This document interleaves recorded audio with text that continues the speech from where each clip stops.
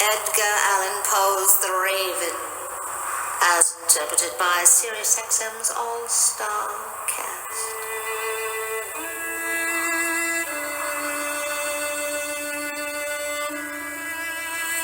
Al Roker. Once upon a midnight dreary, while I pondered weak and weary over a many quaint and curious volume of forgotten lore, while I nodded, nearly napping, suddenly there came a tapping, as of someone gently rapping at my chamber door.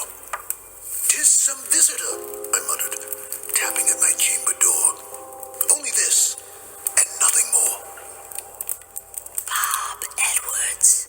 Distinctly, I remember. It was in the bleak December, and each separate dying ember wrought its ghosts upon the floor. Eagerly I wished the morrow.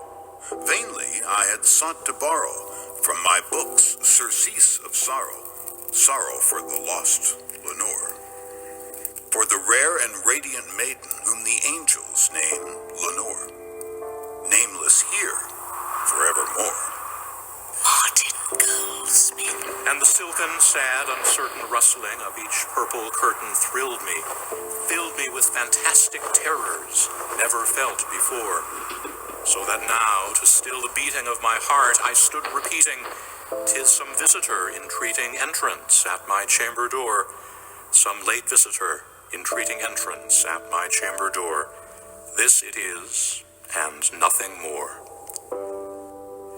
Clark Collis. Presently my soul grew stronger, hesitating then no longer. "Sir," said I, "or madam, truly your forgiveness I implore. But the fact is, I was napping, and so gently you came rapping, and so faintly you came tapping at my chamber door, that I scarce was sure I heard you. Here I opened wide the door. Darkness there, and nothing more." Covino and Rich. Deep into that darkness peering, long I stood there, wondering, fearing, doubting, dreaming dreams no mortal ever dared to dream before. But the silence was unbroken, and the stillness gave no token, and the only there spoken was the whispered word, "Lenore?" Lenore, that's like an old lady name now. Lenore. This I whispered, and an echo murmured back the word Lenore. Merely this, and nothing more.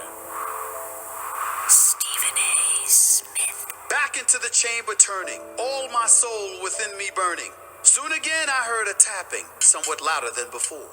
"Surely," said I, "surely that is something at my window lattice. Let me see then what that is, and this mystery explore. Let my heart be still a moment, and this mystery explore. 'Tis the wind, and nothing more." Open here I flung the shutter. Then with many a flirting flutter, in there stepped a stately raven of the saintly days of yore.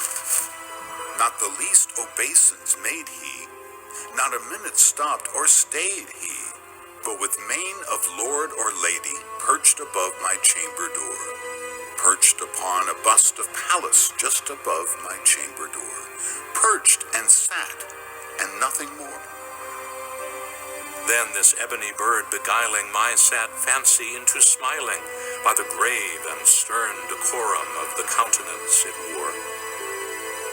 "Though thy crest be shorn and shaven, thou," I said, "art sure no craven, ghastly, grim, and ancient raven, wandering from the nightly shore. Tell me what thy lordly name is on the night's plutonium shore." Quoth the raven, "Nevermore." Much I marvelled this ungainly fowl to hear discourse so plainly, though its answer little meaning, little relevancy bore. For we cannot help agreeing that no living human being ever yet was blessed with seeing bird above his chamber door. Bird or beast upon the sculptured bust above his chamber door, with such a name as Nevermore. But the raven, sitting lonely on the placid bust. I don't know what that means. Only that one word, as if his soul, in that one word he did outpour. Nothing further than he uttered, not a feather, then he fluttered. Till I scarcely more than muttered, other friends have flown before. On the morrow he will leave me, as my hopes have flown before. Then the bird said, nevermore. Startled at the stillness broken by reply so aptly spoken, doubtless, said I, what it utters is its only stock and store, caught from some unhappy master, whom unmerciful disaster followed fast and followed faster, till his songs one burden bore, till the dirges of his hope that melancholy burden bore, of never, nevermore. But the raven still beguiling my sad fancy into smiling, straight I wheeled a cushioned seat in front of bird and bust and door. Then upon the velvet sinking, I betook myself to linking fancy unto fancy, thinking what this ominous bird of yore, what this grim, ungainly, ghastly, gaunt, and ominous bird of yore meant in croaking nevermore. This I sat engaged in guessing, but no syllable expressing to the fowl whose fiery eyes now burned into my bosom's core. This and more I sat divining, with my head at ease reclining on the cushion's velvet lining that the lamplight gloated o'er, but whose velvet violet lining with the lamplight gloating o'er she shall press, nevermore. Then methought the air grew denser, perfumed from an unseen censer, swung by seraphim, whose foot-tails tinkled on the tufted floor. Tinkled. Wretch, I cried, thy God hath lent thee, by these angels he hath sent thee. Respite, is it respite? Respite and nepenthe, from thy memoirs of Lenore. Quaff, oh quaff, this kind nepenthe, and forgot this lost Lenore. Quaff the raven nevermore. Oh. Prophet, said I, thing of evil, prophet still, if bird or devil, whether tempter sent or whether tempest tossed thee here ashore, desolate yet all undaunted, on this desert land enchanted, on this home by horror haunted, tell me truly, I implore, is there balm in Gilead? Tell me, I implore. Quoth the raven, nevermore. Prophet, said I, thing of evil, prophet still, if bird or devil. Damn a woman, by that heaven that bends above us, by the God we both adore. Tell the soul with sorrow laden if within the distant Aden. It's like a bad rap. This is like still a little stalkerish now. Yeah, it's like, let me tell you more about Lenore. For instance, clasp a rare and radiant maiden, who the angels named, you guessed it, Lenore. Quoth the raven nevermore. Be that word our sign in parting, bird or fiend, I shrieked, upstarting.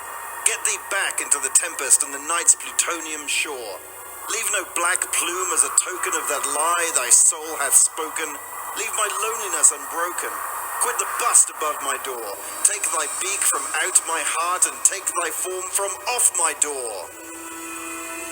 Quoth the raven, nevermore. And the raven, never flitting, still is sitting on the pallid bust of Pallas just above my chamber door. And his eyes have all the seeming of a demon that is dreaming, and the lamplight o'er him, dreaming, throws his shadow on the floor. And my soul from out that shadow that lies floating on the floor shall be lifted